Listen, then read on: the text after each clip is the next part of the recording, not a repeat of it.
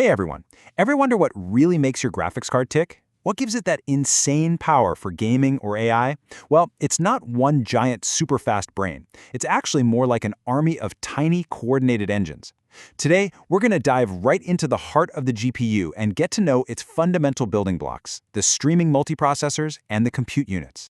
So to really get what a GPU is, it actually helps to first understand what it's not. Think of a CPU, right? It's like one genius, a single expert, methodically solving a really complex puzzle one difficult step at a time. A GPU, on the other hand, well, it's a massive army. We're talking thousands of soldiers, all following the exact same simple order at the exact same time. And that one fundamental difference in philosophy, it changes everything. And, this core difference isn't just some helpful analogy we're throwing around. No, it's the entire design principle that explains why a GPU's amazing at some jobs and, frankly, pretty terrible at others. Here's the most crucial point to get. A GPU isn't chasing raw speed in the same way a CPU is. It's all about something called throughput. Imagine a highway. A CPU is like a single Bugatti just blasting down one lane at incredible speed. A GPU, that's a 100-lane superhighway. Now, each individual car might just be moving at a normal speed, but the sheer volume of traffic it can handle all at once is just staggering. That right there is throughput. Okay, so if the GPU is this massive superhighway, who's actually driving the cars? Or if we stick with the other analogy, if it's an army, who are the soldiers? Let's zoom in from that high-level philosophy and meet the actual hardware that makes all of this happen. So right at the very heart of the GPU, we find this, the streaming multiprocessor, or SM. You'll also hear it called a compute unit, or CU. Each one is basically its own self-contained little engine. See, a modern GPU isn't one single processor. It's a chip that is absolutely packed with dozens, sometimes even hundreds of these individual engines all working in parallel. This is our army of workers.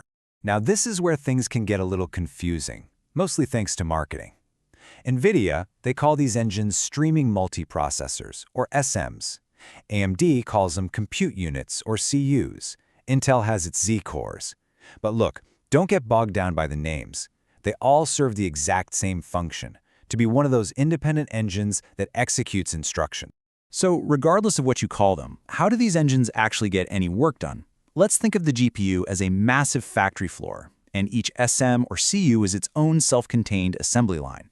And believe me, there are very strict rules for how this factory operates. The most important rule in this factory by far is something called lockstep execution. You have a foreman, known as a scheduler, who gives a single command, like add these two numbers. That one order goes out to a whole crew of 32 or 64 workers, which is called a warp or a wavefront.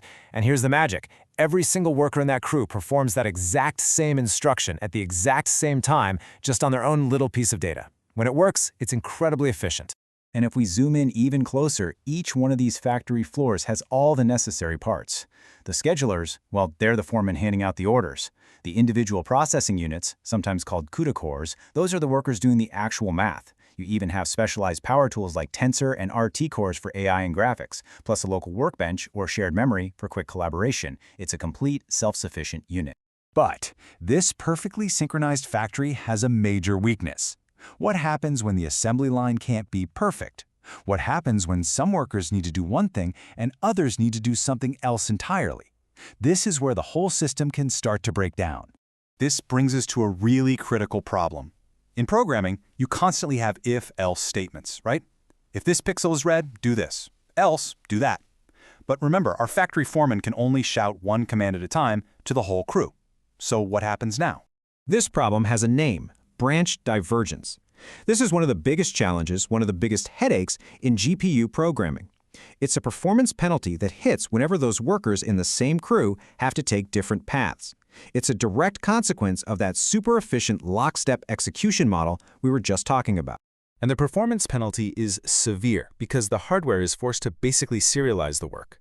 First, the workers who need to follow the if path, they get their instructions. But crucially, everyone else in that crew, they just stand there idle, doing nothing. Then, once they're done, they become idle and the else group does its work. You're effectively cutting your workforce in half for that period of time, which really hurts. Okay, so that was a lot of technical detail about factories and foremen, but how does the number of SMS and their efficiency actually impact the stuff you care about?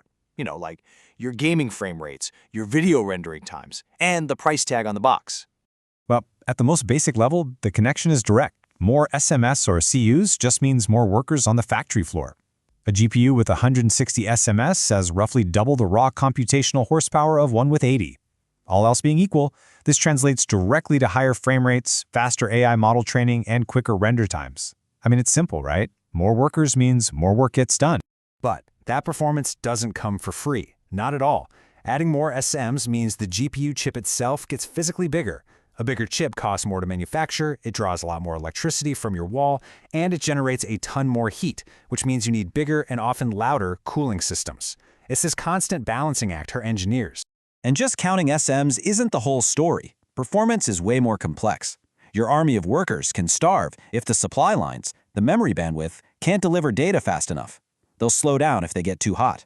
And a brand new, smarter worker unit from a new architecture can often get more done than an older one.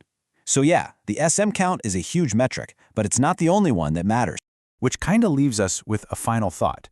In this relentless quest for more performance, is simply adding more of these processing engines always the answer? Or does the future lie in making each one of those engines smarter, more efficient, and better at avoiding those costly factory floor breakdowns? Well, that is the billion-dollar question that GPU designers wrestle with every single day.